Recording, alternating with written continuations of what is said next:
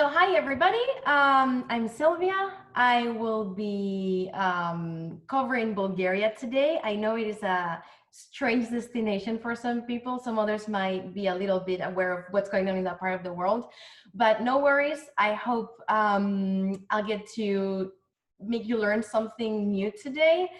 And I hope I can at least make it sound a bit more exciting, because I know there is like this kind of idea of that eastern part of Europe.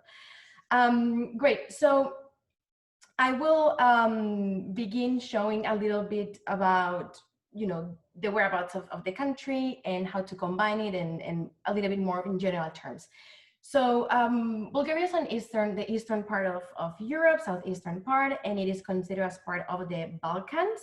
So this is a group of a few countries, Romania, Bulgaria, Macedonia, Serbia, part of it. So it is true that even though a lot of people might not go specifically to one of the countries when they go to the area, it is totally possible to just go there and visit, for example, just Bulgaria or just Romania. But it is true that they, for example, both combine really well for a, let's say, a 2-week itinerary, or even combining Bulgaria with Macedonia, with northern Greece, or even with Turkey. As you can see, the country is not huge, so the drives don't take really that long.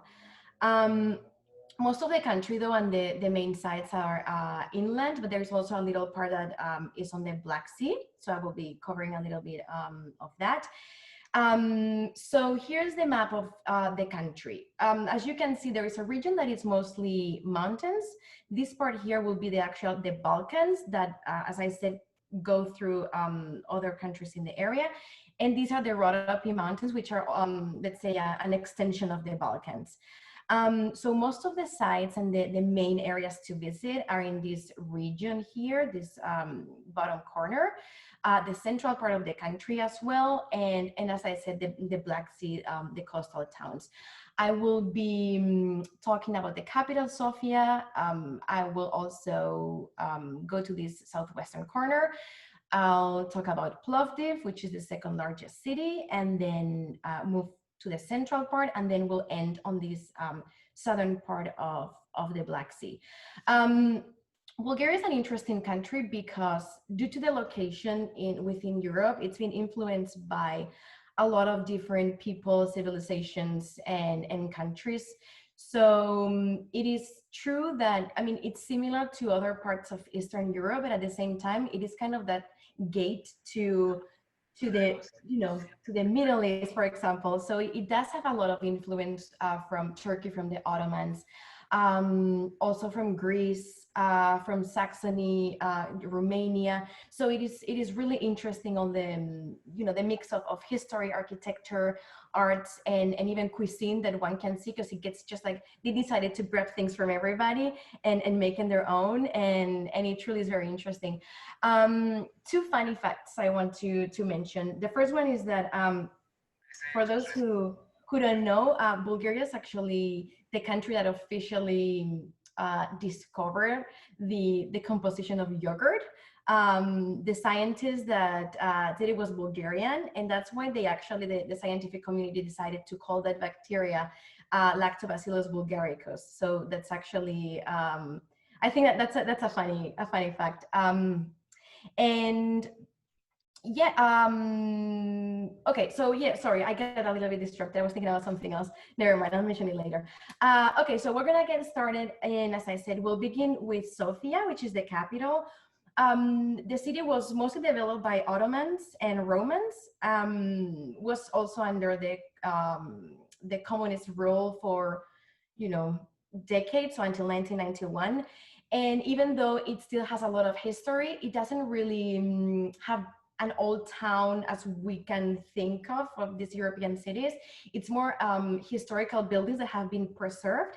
But otherwise, Sofia is a city in Bulgaria that keeps most of the Soviet architecture. So there are, you get that feeling of, I don't know if you're familiar also with Bucharest in Romania or Belgrade. It's that kind of style with, the buildings and everything pretty square. But there are a couple of noteworthy sites. And one of them is the Alexander Nevsky Cathedral, which was actually a tribute to the Russians for saving Bulgarians from the Ottoman Empire. And there's actually one of the oldest preserved religious buildings in Bulgaria is in Sofia. It's from the 4th century, 350 something. So there's some history behind. Um, Apart from that, the capital is very famous for the culinary scene, and it's been growing a lot into the art gallery, museum. So since the fall of the Soviet period, it's been slowly getting there. And I mean, if you see it like 15 years ago to today, is just unrecognizable. In Sofia, I will say probably because most of the flights make arrival departure in Sofia, it makes sense to at least spend one night just to get a feel of the city and understand a little bit better of the country as a whole. And it's also good as a start point to the southwestern region that I cover next, and also as a base for day trips if someone doesn't really have that much time, because you can access different areas in about hour to 2 hours maximum. So one of them is the RILA monastery. Bulgaria is a Orthodox country. It is, it's like Russia or like Ukraine. They all have these different architecture in terms of their religious buildings. And the RILA monastery, I would say, is the most important site in the country. It really means a lot for the Bulgarian people. It's more of the soul of the country. They feel really connected to all their monasteries and the Orthodox life. So this is a must day trip for travelers from Sofia. It takes about an hour, and it is actually located in the middle of the national park, the RILA National Park.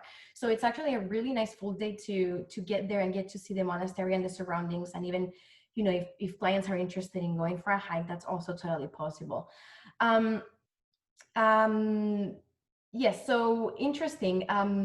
One of the things that I wanted to mention earlier that some people might not know, is that it is in these kind of monasteries that the Cyrillic alphabet was developed. So Bulgaria uses the Cyrillic alphabet, the same as Russia or Ukraine. And there were actually monks here that adapted eventually the Greek alphabet into the Cyrillic. And from Bulgaria, the Cyrillic was adopted as the official alphabet by one of the Tsars. And from here kind of went towards the north, Russia, Ukraine, Belarus, and all that region. So that's why one of the things that make these places also so important for Bulgarians, they really feel they did big things in history. So they are very, very proud of their heritage. In terms of hotels in Sofia, just because I was covering RILA just as a day trip, I will say that there's no really a bad hotel at all in the capital. It is truly one of the best Eastern European capitals in the Balkanic area. It is very westernized, and all of the hotels are really modern and up to every standard. So it really feels like pretty much any other city in Central Europe. There are two hotels that I like a lot. The first one is the Hyatt Regency, which opened not long ago. And then the second one is Sense, which is more of a boutique, smaller hotel. Same idea in terms of the decoration, the furniture. They are both very modern, and they are both in the same central district. It is one of the main avenues, and both offer views over that Alexander Nevsky Cathedral that I mentioned earlier. Okay, moving on south towards the southwestern corner. This is called the MELNIK region, and this is actually tucked into it's a corner kind of thing in Bulgaria, and it's surrounded by Macedonia on the west, Greece on the south, and then the Rhodope Mountains on the east. So there is this microclimate in this region that makes the whole area known for their wines, and it is always a bit warmer here than everywhere else in the country. It's very mild all year round, and it is a very interesting region because they have this these really cool rock formations. They're called the Melnik pyramids that you can see on this picture. And the whole area has this combination of, you know, green and sort of deserty or arid like, and then this pyramids or, you know, mountains, and then the wine area. So it's a really cool region to visit from Sofia. It's not really far, it's about 2 hours, so it could be a really nice long weekend. And it's not that known, so it kind of still has that feeling of like being somewhere a little bit more, you know, secret. um, the town of Melnik, actually, well, it's more of a village. It's this one you can see in the picture, and it's an architectural reserve. So it's also very special in the area. And what I love in this region is that they have one of the best hotels in the country, which is the Zornica estate. This is a family estate, part of RILA Chateau, and it opened just, I think, 2 years ago. And it is perfect to just spend a couple of days. There are plenty of things to do in the area and around. Like I mentioned, the village of Melnik, the pyramids. We could also arrange a hot air balloon, like overlooking the whole valley and see it from above, which is spectacular. There are plenty of wine and culinary experiences to do in the area. The hotel, the Zornica Estate, has its own vineyards, and they have really good wines that have won numerous awards, both whites and reds. But there are also a lot of vineyards in the area, like more family-oriented vineyards surrounding them, the region, and it's also really interesting to see the contrast between the two. And then another place that is very popular as day trip is northern Greece. So Thessaloniki is just about 2 hours from Melnik. They actually redid their roads connecting not long ago. So what before used to take 6-7 hours almost, now it's a really quick 2 hours. Just because, you know, you go through mountains, so it can get there's not really a big highway to get there, but they really did a good job on extending the one they had. Another thing I've done numerous times is, instead of, for example, if clients arrive in Sofia, instead of going back to Sofia for departure, it works well to stop in Melnik for a couple of days and then continue into Thessaloniki and either depart from there or maybe just continue south towards Athens or other parts of Greece. So that's also a really good option in that case.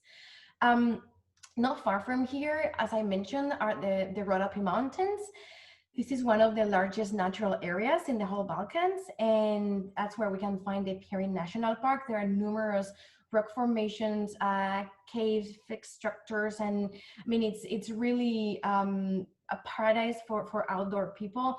They have some of the best hiking and biking trails in the country, and some of the best ski resorts. One of them is Bansko. This village can also, you know, it's great also for the summer, winter. I mean, you know, different activities, different style, but again, really convenient, close from Sofia, close from Melnik, and really easy to combine, you know, on that southwestern corner of Bulgaria that I keep mentioning. From the Rhodope Mountains, we get to Plovdiv. This is the second largest city in Bulgaria. I have a personal connection with it. I love this place. I had the chance to spend a semester studying here when I was in college, so it was really dear to my heart. It is the capital, the cultural and artistic capital of Bulgaria. So this is where more of the bohemia lives, and it is very interesting because it is actually the oldest inhabited city in the whole European continent. It's no one knows about it. It's very funny because one tends to think about, I don't know, somewhere maybe on the European part of Turkey or Greece, or I don't know, in the Roman times, but it's actually Plovdiv. It is over 6,000 years old. And it has seen a lot of changes through time. It was built in 7 hills, and it was, you know, the position so central. It was controlling all the routes coming from Turkey, going to different parts of Europe. So it's changed hands a lot. And this current name Plovdiv comes from Philip of Macedonia. He was the father of Alexander the Great. He named the city Philippolis, and obviously with time, turned into Plovdiv. Plovdiv was also European Capital of Culture in 2019, I believe. And as you can see, I mean, for example, it has one of the best preserved Roman theaters. It has a great example of the revival architecture that is very common in Bulgaria, with the painted houses, the rounded facades and roofs. And it truly is a small city with a big character, and a great base to explore different areas also of the center of the country. And as I said, combines with Sofia, combines with Melnik, so it's easy to include in any tour.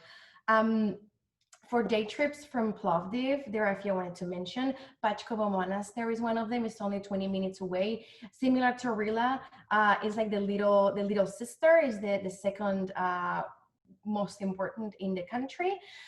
Then we have the Asenograd Fortress, also 20 minutes south from Plovdiv. It's located on this spectacular valley, and it kind of controls the entrance into the valley of Plovdiv in that area. So it's gorgeous. And then the other area that everybody should go at least once if they are in Bulgaria is the Kasanlak and the Valley of Roses. So Bulgaria produces half of the rose oil in the world. They have miles and miles of fields of roses. They harvest them around mid-end of May, and then in June every year this rose festival takes place. So everybody in the village dresses like these beautiful girls here, and even if you don't get to go during the festival, there's also the chance during the rest of the year of visiting rose distilleries. They produce absolutely everything you can imagine with roses. So they have a really good, and actually they are starting to exporting a lot of it, of cosmetic products and natural products with rose oil. And that's becoming really, really famous outside of Bulgaria. And then is in this area where we also find the Thracian, I will say the center of the Thracian people. So Thracians were a group of people that originary from southeastern Europe, Bulgaria, most of it, and then also parts of Macedonia and parts of Romania. They lived at the same time as Greeks and Romans, and they, for example, a lot of Roman emperors came from this area. Spartacus was also Thracian, and they actually they didn't go explore and conquer a lot of places and areas, but what they did in their hometowns was a lot of beautiful art that has been extremely well preserved until today. So there are wonderful examples of the time, and we're talking about thousands of years old paintings that are preserved almost intact. So this area of Kasanlak, of the Valley of Roses, the epicenter of these people. North of Plovdiv, going towards the Romanian border, it's Veliko Tarnovo. This it's called the imperial capital. It was the capital of the country during medieval times, and then after that it moved to Sofia. But it's still, for Bulgarians, they really see this as the soul of like the center of the country in terms of the traditional way. It is a beautiful little town, as you can see on this picture below. The initial city was built on this hill. It's surrounded by a river, so they got to build this fortress, and it's overlooking pretty much, you can see like miles and miles in the distance. So they maintained the fortress, the castle, everything is how it was. So it's really spectacular. And then the actual town was built across the fortress on the hill, as you can see on the other picture, and it has this really characteristic like hanging houses that make it really, really, really special. There are a few areas around. It's also, this area is famous for the wines as well, more on the dessert style. And then there are a few architectural villages like Arvanasi, which are nearby, famous for their, the looks of the old town. And then Veliko Tarnovo is also the gateway kind of to get to Romania. When we combine both countries, we tend to link Veliko Tarnovo with Bucharest. It is only like a 3-hour drive. So I will say, you know, if people are leaving Bulgaria, most of the time they will leave from here and head north. And also it's just about 45 minutes from the Danube River, which is the end of the Danube. That's before it um, enters into the Black Sea, and this is where a lot of the river cruises that cover this last part of the Danube start and end. So the port of Ruse is right on the Danube. That's the main Bulgarian port on the Danube, and it is right across the port of Giurgiu in Romania. So that's where all of the ships end and begin. So we help with a lot of pre and post river cruises. I mean, who knows when that's going to happen again, but hopefully soon. So yeah, I mean, any kind of program, either as a short tour or beginning or end, either in Romania or Bulgaria, we help with those and make them, you know, kind of work better, so people get to also experience the deep country once they leave the port and the Danube area. From Veliko Tarnovo, if we go to the eastern part and to the coast, we get to the Black Sea. Bulgaria, will say it's probably the country in the area that has maintained the traditional sea towns the best. The northern parts of the Black Coast, the Black Sea coast, the one that goes all the way to Romania on the north, that one is more beach resort, vacationing and holiday makers. So I tend not to really include that area that much. But the southern part, the one that borders Turkey, that's the one that actually has been able to maintain this traditional feel. And that's where you can find the city of Burgas, which is one of the largest in the area. Burgas is also a vacation sort of destination in the summer, and there are seasonal flights with other cities in Europe, especially in the UK and Germany. So sometimes it's easy to start in Sofia and then end in Burgas, or the other way around. Although most of the airlines are low cost, and I know that doesn't work for everybody, but there is that option. From Burgas, there are two little fishermen towns that I love, and they are Sosopol and Nesevar. These have been preserved, like the actual old town, as pretty much it was centuries ago. So it's really cute. They have, some of them have even, some areas have the walls protecting the cities. They have these old small Orthodox churches, the fishermen buildings, and they still have this connection with the sea. So for someone wanting to get a nice Black Sea experience, I would say this part is the only one I will recommend. It is completely different to what you can see also in Romania, and even in the Ukrainian coast.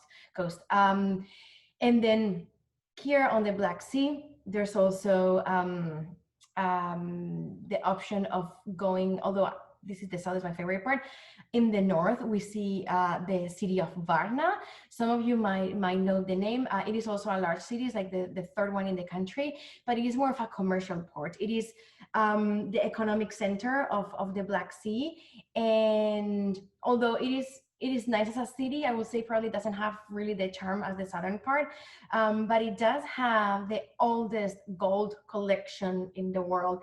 And I know this is a very random fact, but I've had people asking me for this collection of gold and wanted to go to Varna to actually visit it. So, you know, I mean, it's there, and if someone is in the area and is interested, why not? In terms of hotels in the Black Sea, there are two that I will probably say are the safest choice. My favorite is the Promenade in Burgas. It is a very small boutique hotel.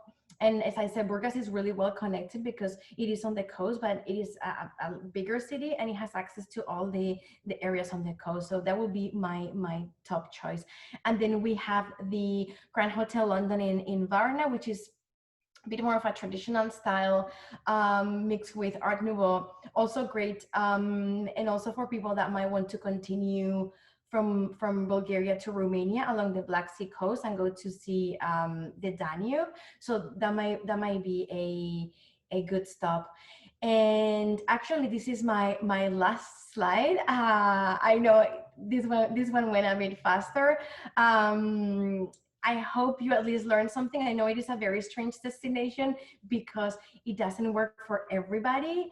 I will say that probably the best way to present Bulgaria to your clients, if they show some interest in a, in an area that it's less known, um, it's just as this confluence of history, architecture, nature, and food, and also this back to the traditions and getting to know a group of people and a nation that is actually living in their past, in the sense of they are very proud of their origins. It is really unique because there's really nowhere in Europe where you can kind of get to feel that anymore. And yeah, I mean, again, combining with any other country, it truly is a nice and surprising few days that you can spend somewhere that maybe you didn't expect. So I really hope I sparked some interest, and if you have any questions, happy to help. Otherwise, we have sample programs on our website for um, Essential Bulgaria, which covers the main area. So most of them I covered today. And then also another program that covers the Southwest, also with Thessaloniki. So feel free to have a look, and happy to help in any way I can.